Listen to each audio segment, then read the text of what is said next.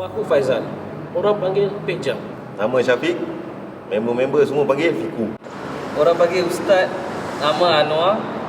Hobi banyak fikir lah. Agak-agak. Tapi korang dengan kita sekarang dalam cerita Lepak Kapak. Faham tak?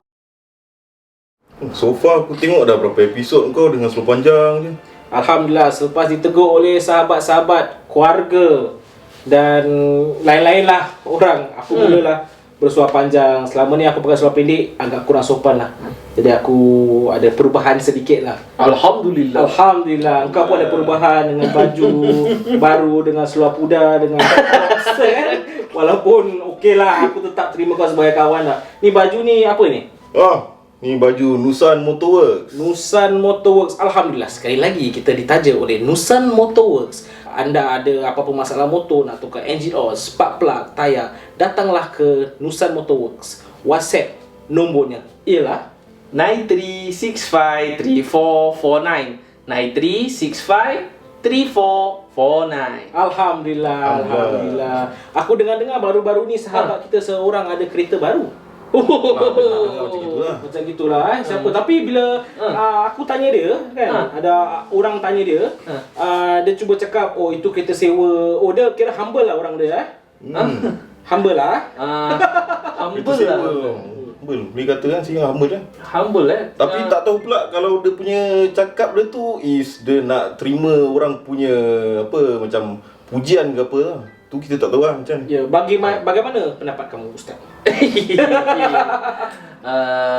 Pendapat saya tak penting. Tapi yang lebih penting bagaimana agama melihat sesuatu perkara lah. Kan memang dalam hadis Nabi SAW, riwayat Muslim, barang siapa yang merendah diri kerana Allah, maka Allah akan menaikkan martabatnya.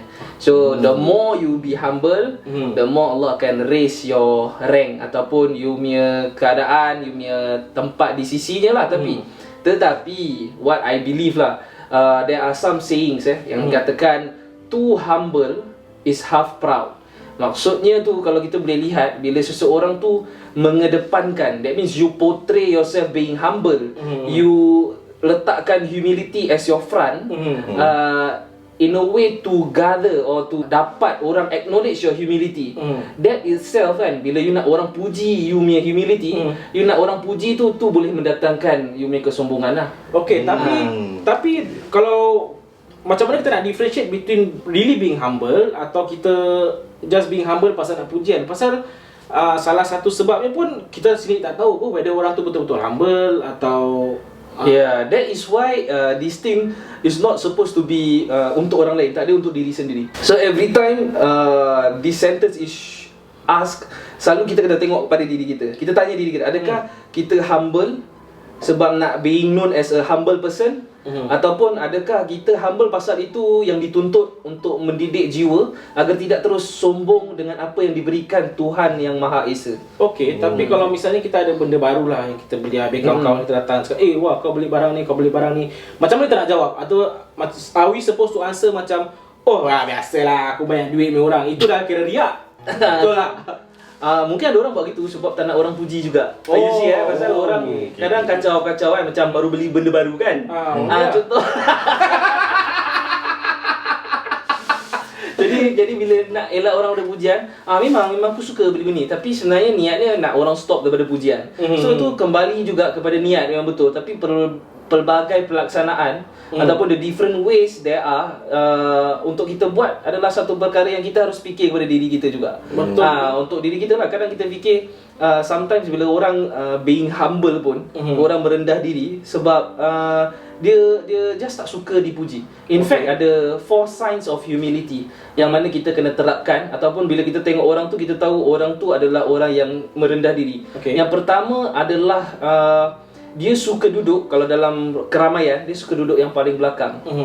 Dia tak nak kedepankan diri dia. Tetapi dengan pengecualian, kalau misal kata orang dah kenal dia, ni different tau, dia ada tu konteks. Macam kata orang dah kenal dia, lepas tu dia sengaja duduk belakang untuk dijemput orang untuk ke depan. Itu different tau. Dengan misal kata dia memang orang tak kenal, dan dalam majlis tu memang orang tak tahu, so dia duduk kat belakang. Jadi dia tak nak kedepankan diri, tak nak mengedepankan lah. But all of this is kembali kepada orang yang buat, yang si pembuat. Untuk fikir sama ada perbuatan tu satu perkara yang sombong ataupun tidak. Kedua adalah dia selalu meninggalkan arguments ataupun debates. Sebab walaupun dia betul, dia tinggalkan sebab dia tak nak mempanjangkan lagi. Itu yang kedua. Yang ketiga, dia akan selalu yang greet orang dulu. Dia akan selalu Assalamualaikum tuan. Dia akan mengedepankan orang lain, meletak orang lain di hadapan.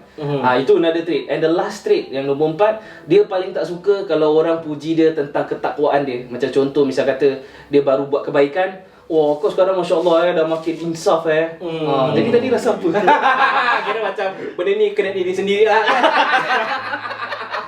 Dia kira senang kata perbuatan ataupun kelakuan seseorang tu bila dia humblekan diri ataupun dia mula cakap riak ke apa.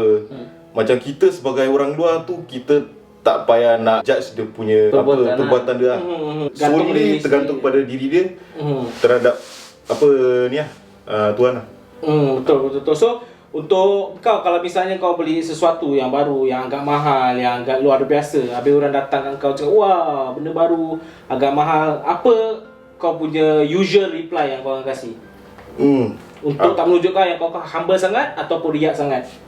Senang kata, aku pun tak tahu macam mana nak cakap lah. Tapi kalau macam normally pada aku macam orang-orang yang rapat I will just say tak adalah, ni aku apa yang aku mampu je.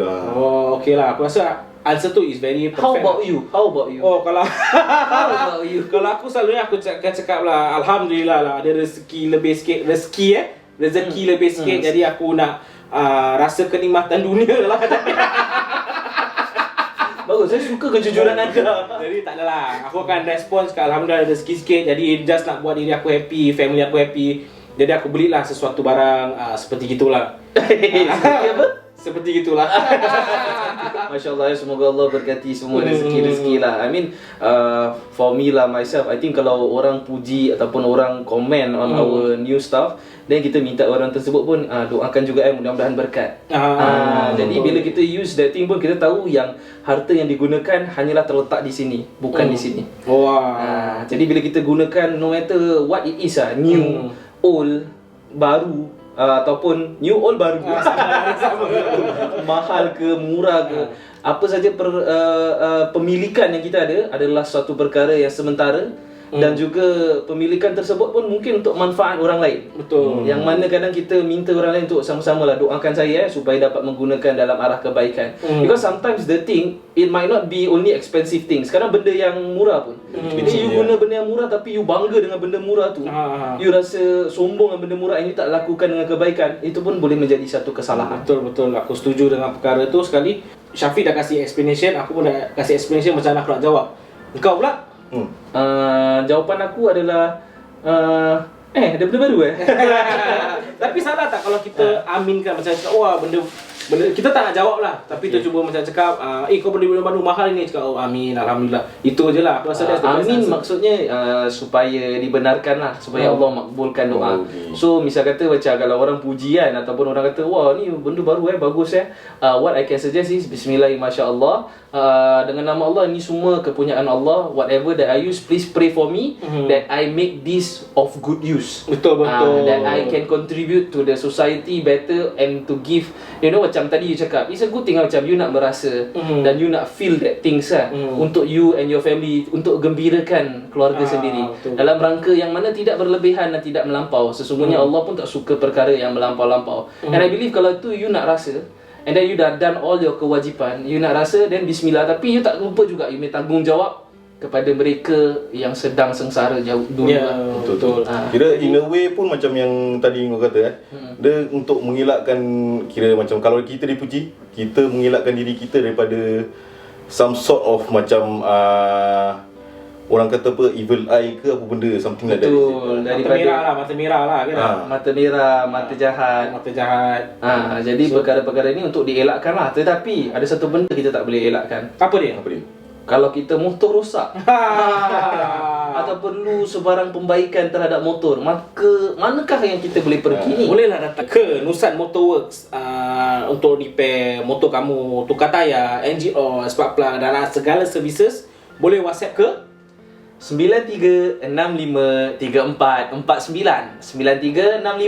93653449. Aku tadi take benda ni banyak kali Tahu sampai berpeluh gitu pasal kipas mula tutup kan pasal set kalau tidak panas bunyi-bunyi kan. Alhamdulillah. So dari sini kita boleh conclude this thing, walaupun kita ada benda yang orang puji kita barang baru atau orang puji kelebihan kita cuba cakap macam mana tadi? Bismillah, masya-Allah. Please pray for me lah, doakan saya dapat menggunakan dalam ke arah kebaikan. Alhamdulillah. Amin. Okey.